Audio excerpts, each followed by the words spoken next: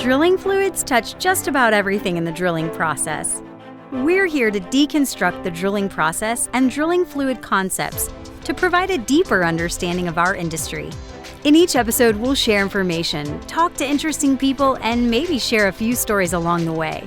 Welcome to the Flowline, a production of AES Drilling Fluids, brought to you by Matt Offenbacher and Justin Gauthier.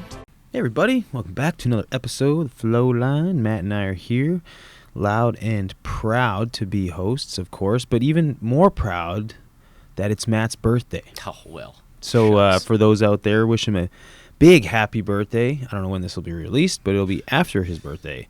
Yeah, you can still send presents. Yeah. Yeah, send presents, gifts. Matt's all about perks and paychecks, clearly. Absolutely. But anyway, happy birthday, buddy. Thanks. Any big plans for this evening's festivities? I think I live catty corner to a brewery. I think we're just going to go there. I'm sure, like, my wife's family, like, birthdays are a huge deal, so I'm sure, like, a bunch of stuff was offered up, and I was like, can we just not cook dinner? Yeah. So I think we'll just go across the street. They got a nice little restaurant in there, and nice. I'll drink some beer and eat some tacos or whatever. Excellent. There's nothing wrong with that. Are your kids at a point where when it's dad or mom's birthday, do they do anything special, or are they like draw you pictures or anything fun? Yeah, so a lot of cards, and I already got a preview from my 7-year-old. He's really into the interstate highway system. Right. Like, he has all the exit numbers memorized. It's weird. It's a phase, I hope. But no, he loves, like, knowing where we're going and all that. And he alluded to it having a lot of interstate signs. And for Father's Day, I got one where he did all the, like, interstate signs, but they're all loops, like 610 and No way. 210, because he had memorized all the loops that are off I-10 across the country. So Crazy. we'll just where that mind goes, I'm pretty intrigued. So even though he already gave away a lot, Yeah. he still got me guessing. Okay. Maybe a civil engineer in the future, perhaps, or road design, highway design. He certainly exhibits the potential and aspirations, I believe. So, Okay. We'll see. Nice. Awesome. Well, big happy birthday. And yeah, actually, October. Yeah, it's my daughter's birthday was on the 1st, and my son's is coming up. So yeah, it's the fall seems to be birthday. A lot of birthdays coming up. Yeah. Anyway, I digress. Mine's in March, so for those wanting to send me something, you have to wait. Yeah. Anyway, it doesn't really relate to birthdays, but I guess if you're buying presents, you got a budget. Sometimes big budget, sometimes small budget. And when it comes to drilling wells, obviously every well is not created equal.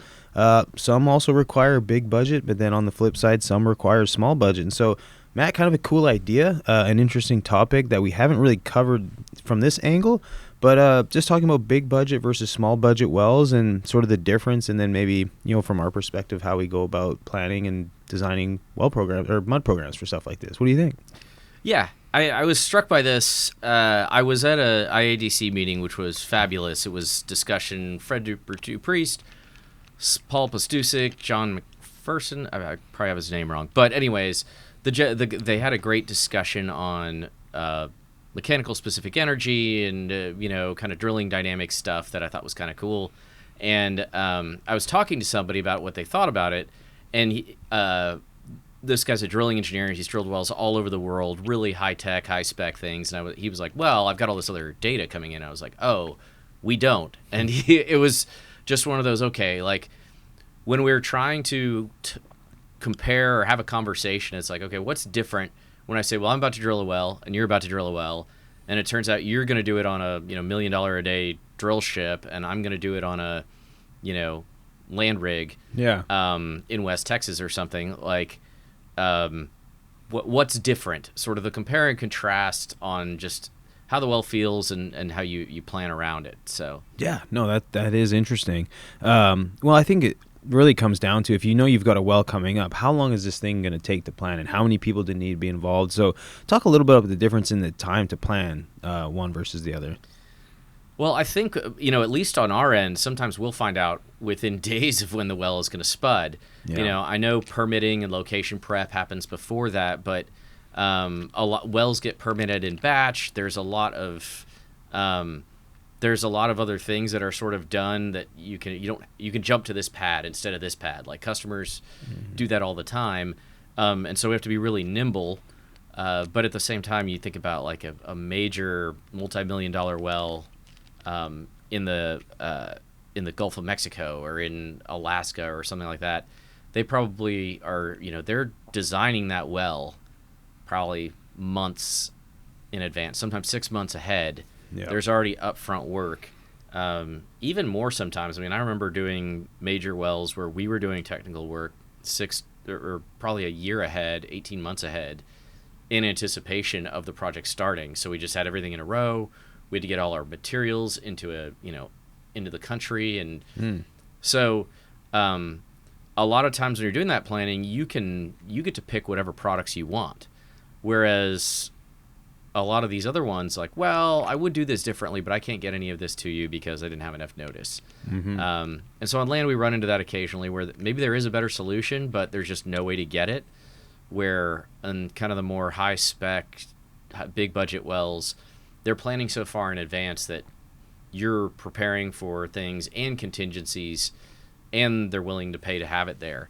So time is money is a bit more applicable on their end than money is money on land, I guess the way to put it. So yeah, no, that's a good point. And a lot of times if you're, a lot of the bigger wells or exploratory things are sort of, they're not within a core area where you've drilled a bunch. And so a lot of times gathering up offset information or supporting data can also add to the time. But talk a little about the difference in sort of from that standpoint. I think, the one thing that is interesting is, or not, I mean, it's not one thing, but like when you're planning way in advance, how much money, I'm amazed how much people are willing to spend, and this shouldn't be shocking, to de-risk an unknown in a very expensive operation. You think about developing an offshore field, and they drill all these, they have their discovery well, but then they drill these appraisal wells and kind of understand the field before they do anything else. Yeah. But they'll spend extra money to, extract a bunch of extra core material and extract oil and samples from the formation and a lot of other things where they're studying all of those different aspects. And sometimes you have access to that to, for example, do shale testing and see, could I have wellbore stability issues? All these extra measurements are taken, and from a fluids design perspective, you might be able to dial in your shale inhibitor, where if I have a customer say, look, I'm worried about reactive shale, well, it's kind of like, okay, well, get me whatever you can, and how worried are you? Because we don't want to spend more money than we need to, but if you're trying to minimize the risk, I'm probably going to, we risk, using a sledgehammer on a fly. So alongside, subject matter experts that are, kind of the lead experts are always watching the most important wells, right? So sometimes you'll have these really esteemed folks, long track records, who can share insight that you might not be able to get. Where a lot of times, for when I'm studying offsets for especially Oklahoma, I read a lot of grad student theses because they'll have really interesting breakdowns of the geology, and sometimes I don't get the core material, but they'll have analysis in there. Okay. And so it may be the best you can get. And they did it 30 years ago, but hopefully the rock is the same. Yeah. So, I think the offset study on land, a lot of times there might be publicly available data. There might be other things you can lean into, and you've drilled a ton of wells nearby. When you get to offshore in an area or a remote area where you have that big budget and you don't have a lot of information, customers are willing to spend a lot of money to get you that information. Yeah. And that's why you can do more testing. You have time and you have the data to work with. So yeah, no, that makes sense. And one thing too is, a lot of the bigger wells, like even though it may not be exploratory, maybe sort of within the same field, but they're going to a deeper formation. And so a lot of the data gathering, you talk about SMEs. I remember working with a customer, and we were doing, it was like basically a data collection well, where we were doing all kinds of funky things, and we had people going back and forth from their geology team to their geophysics to their reservoir team, and a lot of back and forth. And a lot of it was just, you got one shot at it, and they're willing to basically have an open checkbook from the operator side. And so again, a lot of, fluid design work with some unique, whether it was tracers or this or that. And so, yeah, it may not just be some like crazy offshore well. It may be something, in the heart of the Eagleford that Yes. they're all of a sudden testing well beneath the Eagleford. It's like, okay, this could unlock, another, X amount of barrels of production for us if we reach this formation. And so let's go ahead and spend a bunch of money. And so you may not be looking at trying to get, different design work down to that specific formation, but maybe it's something beyond in another formation you never even heard of. So it doesn't necessarily have to be in like remote areas or something an area you've never drilled. Yeah, and to do that science, you might actually use dedicated coring fluids or use special fluids for your logs, or so they and normally you get a lot more notice on those things than you do. But you're right. Location can vary, of course. Yeah. Yeah. And look, I mean, we talked about the markets. Think about people are they're taking another look at areas they weren't looking at before because they had this prime rock to drill. Yeah. And as they look for more prime rock to sustain inventory, they may start poking around in areas that they're doing this in areas where we're used to just getting a day's notice about drilling a well. Yeah, So, yeah. When you kind of look at the bigger picture, you may start seeing a little bit more of this. Yeah. While there is, capital to be deployed, looking at just different areas because naturally we have to. And again, we've talked about this at sort of that somewhat lengths, but interesting kind of different scenarios. But kind of drawing it back to the higher budget wells, a lot of times you have a lot more sensors and just a lot of little bells and whistles that you have to work with or around when it comes to drilling a higher budget well. So talk about sensors when it comes to even just data collection on these types of wells.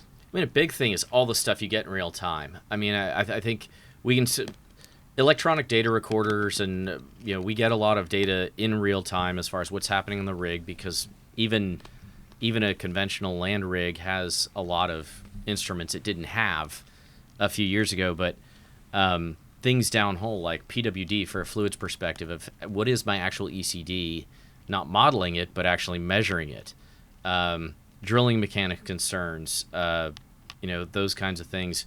You're just getting a lot more information in a lot of different places, and you can take advantage of that to make interpretations sort of on the fly, where many times we're guessing what we think is happening relative to what we see at surface. Yeah. So, but I even go with sensors, pit sensors and things like that, like pit sensors that work. Maybe that's a better way to put it. Yeah. Being able to transfer fluids, but by just the press of a button. Yeah. And then of course it'd be a drilling fluids podcast. Some of these fancier rigs do have automated fluid monitoring, whether it's Coriolis meters to monitor density, or some of these automated checkers for rheology and other things. And so you get to see how all of those sensors interact. Right. Which, I always find really interesting. Yeah. No, at the end of the day, is you just want such a higher degree of precision when it comes to the data, right? Because you may be drilling one of these, and it's all hands on deck and money poured into it. So yeah, there could be a lot of different sensors, and when you're running casing, there might be different cables and things that not necessarily we're concerned about, but the operator is looking to collect different sets of data to then plan out whatever it is that they're planning. Which kind of ties into sort of the next topic is automation. Speak a little bit on that front. Well, I think we see more and more of like the the rig floors automated and so on and so forth. But I think the mixing systems on the bigger rigs have come a long way. Where one, it's especially when you get into remote ops and offshore, it's a huge safety concern, right? If somebody does something, they're far away from medical help. There's all kinds of other considerations as far as manual handling of anything. But even just being able to see like how you're adding your bayrite, or these conveyors and sack cutters and other things where really you're more monitoring the equipment, if you're a derrick hand, than cutting sacks all the time and lifting them per se. And I mean, that stuff's been around for a long time, but it actually works a lot better now. I remember like the joke was that it was always broken, but it was there. Oh yeah. So I'd mentioned valves being able to transfer things, and That's one where, I found that manually turning valves, the problem with the valves is if they don't work, do your pit sensors pick up that you're pumping fluid into a pit that is getting full? Like it can breed some complacency too. Yeah, good point. But there's a lot of that stuff. I mean, when you get onto these drill ships, like they're calling them 8th generation drill ships, which I guess aren't a big difference from 7th generation, but man, they're huge. And you name it, they could probably do it. Yeah. No, that's one type of rig I've never been on, but I would imagine the technology on those things is wild. Even going back, 10 years ago, or early 2000s, some of the technology on that probably hasn't even made its way to land, if I were to guess. Yeah. So yeah, and to think those things are in the scrapyard now, that's the part that makes me feel so old. Yeah, that's true. Like, I don't know, maybe the Gulf will make a comeback here at some point, but I hope I so. don't know. I don't see it in the people talking about it quite yet, but Haven't heard anything. you never know. The support, when you're drilling something that has a bunch of eyes and money being poured into it, you oftentimes get more support, which is nice. I mean, we often, I still think a lot of times we, as mud engineers, need 2 of us on a rig, but we still a lot of times only have 1 for each hitch. But Matt, talk about sort of the added layer of support that one might get when you're drilling a high budget well. Well, I think starting in the office, you think of like you might have, more than one person actually doing some of the fluid design work, for example, and you probably have a bunch of upfront lab testing that's done in advance to qualify and validate everything. So you have that whole support team. Yeah. And then you've got, you get to the rig, and it's not only do you probably have a day and a night hand. I mean, I know that some offshore has gone to just 1, but for the most part, you've got a day and a night person. So you're actually, guaranteed a certain amount of rest. Mm-hmm. And then the other thing is just the rig personnel. So even the stuff you get used to as doing, as a mud engineer, walking around the rig is sort of like somebody's taking care of it and they have the experience to point it out. And so like on these big budget wells, there's, a shaker hand, and their whole career, they've just watched the shakers and changed screens. Yeah. And you're like, well, what do I do? Like, I thought I got to go find somebody. And, those kinds of things are all sort of handled really thoroughly, and you have pit hands. So they're the ones monitoring where fluids are going. Yeah. And there's great reasons to have those folks out there just from a safety perspective and other things. But you've got these personnel that when you're very used to tracking all that stuff yourself, it sort of throws you off that it's all handled. In many ways, you're like, okay, let me just make sure the product is where it needs to be and the mud stays in spec. Yeah. Where you're mostly anticipating logistics and Right. executing the plan versus at a more, a lower budget operation, you're chasing everything, right? Yeah. So I think that's probably a big difference as you'd expect. Yeah, no, that was a huge eye opener for me when the first time I went onto a jackup was having a pit hand and a mixing hand, and then again like a shaker hand, and yeah, there was someone for almost each section of the system, which was super nice. And then I came from a land rig, so I was, again, like you said, used to almost doing everything, and so yeah, it's a different mentality, and in some ways it's really, I mean, obviously it's convenient, and in other ways it's just more people to have to kind of manage and delegate. But again, when you have the higher the budget the well, typically you have more support and more personnel involved just to make sure everything's done according to plan as much as possible. But with that comes change, right? And so I think the adoption of change is something that's worth addressing, Matt. So speak on that piece of it. Well, I think, because you come up with such a detailed plan on a big budget well, a lot of times when something changes, some of this can drive people nuts, but at the same time, you got to have everybody in the loop. And so there is a process, and usually, it's a really well communicated, documented way. And so when you want to do something different, you can do it, but everybody knows that this is how we're going to make that change. Where I think on a land rig or on a lower budget operation, what I normally find is you can write as much planning as you want, and then somebody at the rig can be like, well, we're not going to do that. Right. And you make it work, and you've got to be flexible and that sort of thing. But It's not always clear who made that decision. It's not always made clear to town that happened. Yeah. And they're sort of just, most of it doesn't get noticed. But in a bigger budget operation, everything's written down, everything's communicated, there's processes that you're expected to follow. And I think this is one main thing that, like, I think this can be done without turning into a nightmarish bureaucracy to get everybody on the same page. I think about, like, in the tech industry or, a lot of other offices where they use Slack or something like that, where it's like, could we just find some way to just post on a bulletin board to everybody involved in the rig that this happened? Yeah. Or this is what we're going to do, so that everybody can sort of plan accordingly and see it in writing, as opposed to, okay, I'm going to fill out this formal thing, but just, like, make sure everyone's informed and there's a record there. Yeah. So it's very well understood and expected on the big budget stuff. On the small budget stuff, I think sometimes it's too informal. So, yeah. No, it can be. And it makes it tough, right? Especially if you're a newer sort of person to the rig. Like learning and just kind of adapting on the fly can be super stressful. And so, yeah, people who deal or who would rather have structure and sort of formal sort of delegated tasks or whatever the case is, you may have a hard time. Or if you started offshore and then went to land, you'd think it was just a circus. Yes. And because a lot of the back in the day, a lot of the offshore hands, when sort of things slowly started to dry up, they would then go to land when the shale revolution started kicking off. So I would imagine a lot of the offshore hands that went to land were like, what in the heck? Like, I have to stay up for more than 8 to 10 hours a day. Like, this is crazy. Yeah. And then just, again, less people, more things to handle. But nonetheless, it there's something that's always going to happen, is that's change. And so you need to be willing to adapt and be willing to adopt change for that matter as well.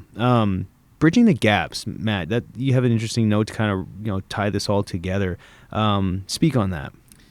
Well, I just think that a lot of times we can learn a lot from the immense amount of technology that goes in these big budget, money is no object type operations. Yeah. There's a lot that doesn't fit the smaller budget things that we do in unconventionals, but it doesn't mean we can't learn something. And so I think the fundamentals are really important, because if we can keep tying it back to that when we're moving so fast, we avoid forgetting things that I think when you get into the really big budget stuff, like, they always circle back to the fundamentals because they got like 10 subject matter experts, breathing down their neck. Mm-hmm. But I think for us, like, taking a step back and saying, okay, like, nuts and bolts, what fundamentally are we not focusing on, or do we risk overlooking?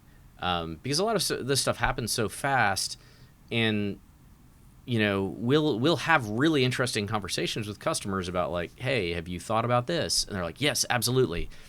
And then we get to the rig and nothing. Yeah. They just, like, we've always done it. And so, like, revisiting those fundamentals on every well, not to slow anybody down, but to make sure that we're sticking to them, that we're not drifting away as we move that fast.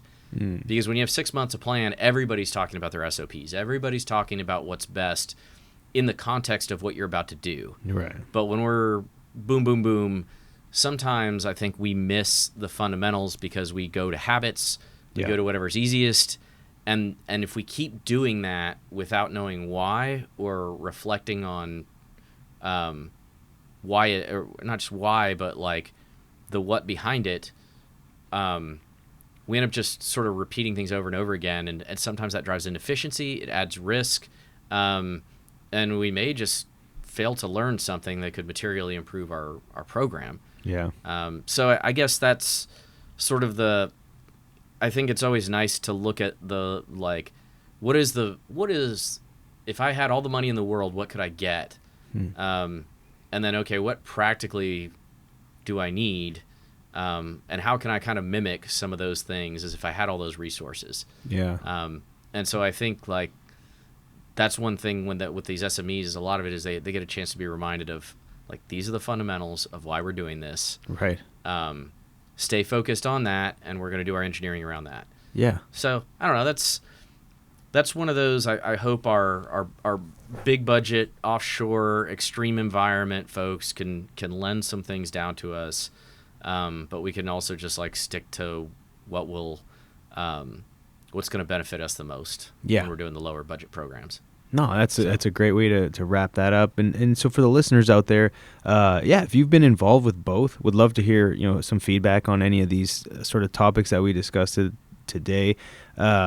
You can reach us on LinkedIn, or you can reach us at the Flowline podcast at aesfluids.com.